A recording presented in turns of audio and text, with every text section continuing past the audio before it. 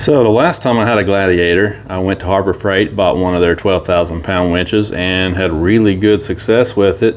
As you know, they've got a brand new version now. This is the Apex 12,000 pound. They've kind of modernized the look a little bit, added a couple of additional features, and it comes with 80 feet of the synthetic rope instead of the steel cable. So a little bit nicer of a winch. I got this on sale. Normally, not with a coupon, just the normal sale. I think it was $529.99. So for what you get, it's not bad at all. And then as far as the bumper goes, look how they package this. This is a Rampage brand. You've probably seen these. I'm really impressed with the packaging. I'm just now opening it up, and the last Gladiator I had, I bought a QRC winch from Quadratec. It was a Quadratec branded winch, and it was not packaged like this at all. It was just kind of laying down in the box where it could jostle around and get torn up. This one, they have really done a good job of wrapping it in cardboard and plastic and secured it with these styrofoam blocks. I mean, I'm impressed so far. If the finished product is as good as their packaging job, it's going to be just fine. Cool thing about this bumper is I got it for well under 300 bucks, and it pretty much has everything that I wanted. I mean, I want you to just look at this. I took that plastic wrap off, and then they have cardboard, and then under that they've got bubble wrap. There's like 3 layers of protection on this thing.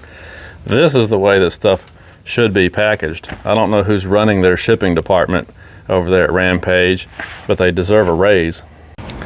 And even with all that protection, the corners still managed to get dinged up.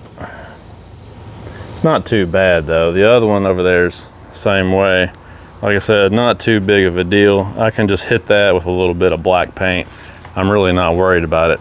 The main thing is I don't want there to be any damage on the bumper, and I don't see any. Now I think technically this is a JK bumper, but a lot of the JK bumpers fit the JL, JT platform, so they sell them for these anyway. Hopefully it'll be okay. In reading the reviews and comments that they had on the site, the only thing I noticed was that some people said these fog light provisions, since it's made for JK, sometimes it can be kind of difficult to adapt your JL, JT style fog lights to these housings, but we'll find out about that in a little while. Anyway, this is the Rampage Rock Rage bumper, is what they call this one. Somewhere around 280 bucks, pretty good value. The reason I like this one is because it's a simple design, doesn't look gaudy and overdone. It's just a simple, clean design. It does have provisions here for your D-rings. It's got a grill guard hoop, provisions for the factory fogs. It's got a winch plate that's rated for up to a 12,000 pound winch, which is what I bought. So overall, it's relatively lightweight. I think this one checks in somewhere around 63 pounds, which is not bad at all.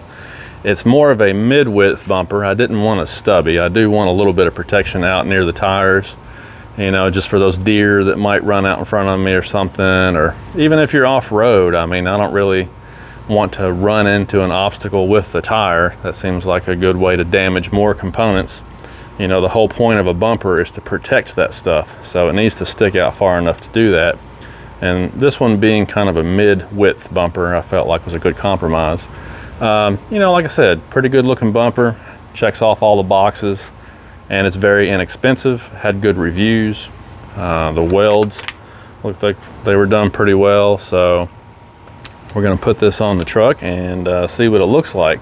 Now in the past, I just noticed this, the bottom edge here has just a little bit of powder coat rubbed on it. Again, not a big deal. I can hit it with some black paint. I mean, this thing's gonna get some scratches and stuff on it over time anyway. But anyway, what I was saying was, in the past when I did these bumpers, one thing you notice is that factory, it's not really a skid plate, it's more of an air dam that goes under the factory bumper down here. It makes a really big difference on fuel economy, wind drag, protecting your suspension components from road salt and stuff like that. Well, lots of times you can't reuse that piece when you put an aftermarket bumper on, which is really unfortunate. So once I get this on, I'm going to look and see if the Quadratec skid plate will fit with this bumper. You know, Quadratec has a universal skid plate that goes on these Jeeps that works with a lot of these aftermarket bumpers, but I don't know for sure if it's going to work with this one. Hopefully it will. I may do that to give myself a little more protection up under. But anyway, that's enough yakking. Here's the bumper. I showed you the winch. It's time to start putting it on. All right, so the most time-consuming part of this project was unwrapping and unboxing the new bumper. I mean, there was just so much packing material on there. It took forever to cut all that off, which is fine with me because it protected the product. But second most time-consuming part is getting your factory bumper stripped down. Now, taking it off is pretty simple. I'm not going to go through it all again because I did this walkthrough the last time I put a bumper on a Gladiator, and there's lots of how-tos out there. You know, you got these 4 19mm bolts or nuts on both sides, but to get to them, you just have to use a cat claw or a flat blade screwdriver or something and pop out all those plastic rivets so you can get that cover off, get the bottom skid shield or air dam, whatever you want to call that, off. Basically just make access, and then you can take those bolts out. Don't forget to disconnect your main fog light harness over here, and then you can just take the factory bumper right off. You've probably seen this many times before. It's really not a big deal. That's one of the great things about a Jeep, is how modular and simple they are to modify. And then what you want to do is bring your factory bumper in and lay it down on something soft. I've got a spare piece of carpet here. Cardboard works too. Just something to protect it. You don't want to scuff it all up. Who knows, you may reuse this thing one day. You know, my Jeep is a lease, so if I do decide to turn it in, I can just throw this factory bumper back on before I do. So I don't want to tear it up. I want to take care of it. You know, mainly what you're going to do here is take off what they call the closure panels. That's the official Jeep name for these plastic panels that close up the back of the bumper and protect your fog lights. So they've got some plastic rivets in them as well. You're going to take those off so that you can unhook your factory fogs. And then you've got this skin here in the middle. You're going to have to take that out so that you can get to the wiring. So basically we're just going to disassemble what we need to get to the factory fog lights and the factory fog light wiring and get that out of there so that we can reuse it over there on the aftermarket bumper. So again, this is the time-consuming part. Once you get this part done, get the factory bumper off, take it apart, get the fog lights out, mount the fog lights up to the new bumper. Once you do that part, the rest of it is smooth sailing. I mean, I've got about 15 minutes in this so far. Probably going to take me another 15 or 20 minutes to get this part done. So figure, you know, half hour, 45 minutes just to get to the point where you're ready to put the new bumper on, and then after that it's a breeze. So like I always say, if you've got access to one of these electric ratchets, that makes projects like this go so much faster. And I got this one, I got it off Amazon for like 60 bucks. So if you don't have one of these, it might be worth it to add this into your order when you place your order for your bumper and stuff, because it makes things go so much faster. I mean, you've got all these little nuts here.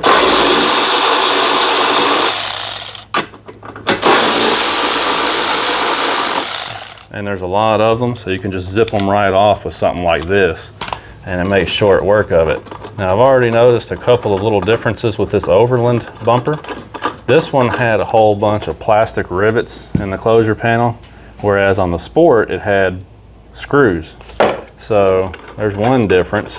That skid plate up underneath was a little bit different too. This bumper in general is kind of made a little different actually. So I'm not really sure why they changed that up, because the overall look and design of the bumper is the same as the Sport. So why would you change certain things? I don't know, but they did. So anyway, I gotta get all these little nuts out of here. And like I said, this is the time-consuming part. It's not difficult at all.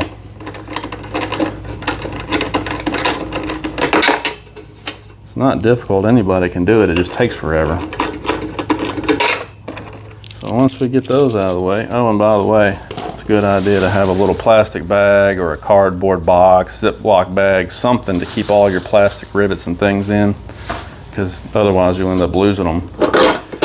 So at this point, we're just going to disconnect these fog lights. These are the LEDs, but they do have, see here, they have 4 screws in them to mount them. I think the Rubicons, I can't confirm this because I've never had a Rubicon, but I think they have 3. The Sports and the Overlands had 4, so that's a difference that you have to take into consideration when you're going to swap these over to your, this one was already disconnected. Did I just do that? I might have done that while I was talking and didn't notice it, but that was already disconnected. Anyway, when you're going to swap these over, you have to take that into consideration. So now we've got them disconnected. I'm going to go ahead and pop out the actual fog lights themselves, and then once I do that, we can take this inner steel out so we can get to the rest of the wiring harness. So now that I'm in here, I have found some more differences. On the Sport bumper that I did last time, all the wiring was right underneath there, easy to get to. This one is completely different. The wiring goes down in this slot and then snakes around behind this panel here. So it looks like in order to get this wiring out, I would have to take out like 4 million of these little bitty bolts all the way around here so I could take this plastic piece out. Just looks like an absolute nightmare, to be honest. So again, I don't know why they felt the need to change all of this between the Sport and the Overland. It's kind of ridiculous, but it is what it is. Thank goodness I've got this little thing. That's what I mean. These things are worth their weight in gold. So I'm gonna have to get on here and take these all out and see what happens. All right, so I have hit a significant snag here. Even though this bumper was clearly advertised as fitting the JL and the JT, it does not. The studs that are pressed into this bumper, you can see them down there. There's 3 on each side, and then there's a 4th bolt you have to put in after the fact. Well, those studs are like a 1/2 inch off from the holes in the frame rail on the truck. So it won't even begin to slide on here. We've tried it multiple times and we're like, what's going on here? So we took it off and took some measurements, and there's no wonder it won't go on, because like I said, you've got at least a 1/2 inch or more. So at this point, I've got 2 options. I can either send it back and try to get a different bumper. Actually, I've got 3 options. That option would suck. Having to repackage something like this and send it back, that would suck.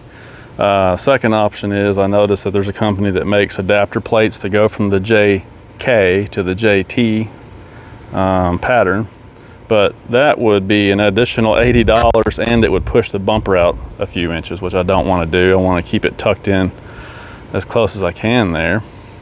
So the third option is I can get out my drill and start drilling on my brand new Jeep, which really sucks, and I don't really want to do it, but unfortunately it's looking like the best option right now. So I guess I'll get to work, start drilling these holes out, try to get this thing to where I can slide it on here. Man, this is annoying.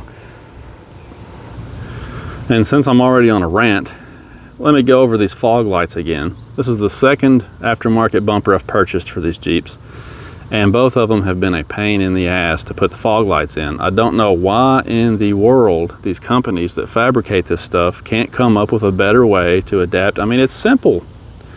It would be simple to make something that's easy to adapt these lights over to the aftermarket bumper, and they can't do it. It's just, I don't understand it. So I just spent 20 minutes trying to get these little bitty nuts and these little bitty bolts and these little bitty washers in here. You have to have the hands of an 8-year-old girl to get in there and even do it. And then you've got to have some weird 9/32 sockets and wrenches, and they didn't give me enough hardware, and you can only do 2 of them at the top. There's no provisions for the ones at the bottom, so hopefully it won't rattle free. I mean, just a total pain. Why is this so hard? Well, the bumper is on, but it took a significant amount of modification to get this thing to work. So be aware that, oh, that's bright. Sorry. Be aware that if you buy this Rampage Rock Rage bumper for your JL or your JT, you very well may have to do some pretty serious modification to the frame horns on the truck or the Jeep to get this bumper to fit, because the studs in the bumper just did not line up at all. They were like a ½ inch off. It was a pretty big deal. I tried to adjust it with my drill, my cordless drill. Wasn't happening. So we had to go put the air tools on it to enlarge those holes.